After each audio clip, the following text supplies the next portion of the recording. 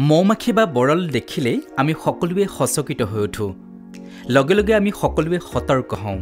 ইয়াৰ কাৰণ এটাই যে মৌমাখি অথবা বৰলে কামুৰিলে অসহ্য বিষ হোৱাৰ লগতে কামোৰাৰ ফলত কেতিয়াবা হাস্পতাললৈও যাব লগা পৰিস্থিতিৰ সৃষ্টি হয়। মৌমাখিয়ে কামুৰিলে ইয়াৰ শুংডাল আমাৰ দেহত লাগি ধৰে আৰু লগে লগে শুংডাল উলিয়াই নিদিলে পাছলৈ অধিক সমস্যাই দেখা দিব পাৰে।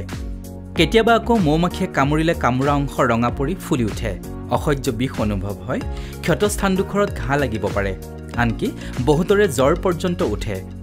মৌমাখিয়ে কামুৰিলে ইয়াৰ শুংডাল লাগি ধৰি ঠাইডোখৰত ইনফেকশ্যন হ'ব পাৰে। ডাঙৰতকৈ শিশুক কামুৰিলে প্ৰতিক্ৰিয়া অধিক হয়।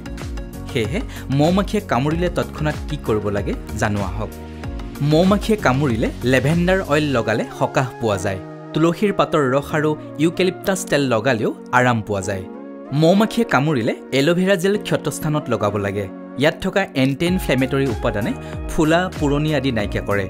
ইয়ে শীতলতা প্ৰদান কৰে। বেকিং ছ'ডা আৰু এপল চাইডাৰ ভিনেগাৰৰ এটা মিশ্ৰণ তৈয়াৰ কৰি মৌমাখিয়ে কামোৰা অংশত লগালে বিষ উপশম হয়। মৌমাখিয়ে কামুৰিলে মৌ লগাওক। ইয়াত থকা এণ্টি বেক্টেৰিয়েল উপাদানে সংক্ৰমণ কম কৰাৰ লগতে ঠাইডোখৰ শুকুৱাত সহায় কৰে। চন্দন আৰু হালধিৰ গুড়ি মিহলাই এটা মিশ্ৰণ তৈয়াৰ কৰক। মৌমাখিয়ে কামোৰা অংশত এই মিশ্ৰণটো লগাওক। ক্ষতস্থানত হোৱা জ্বলন পোৰণ শান্ত কৰাৰ লগতে ফুলাও নাইকিয়া কৰিব। বিষ নিৰামৰ বাবে হালধি কাৰ্যকৰী। ইয়াৰ লগতে ঘাঁ শুকুৱাটো হালধিয়ে সহায় কৰে।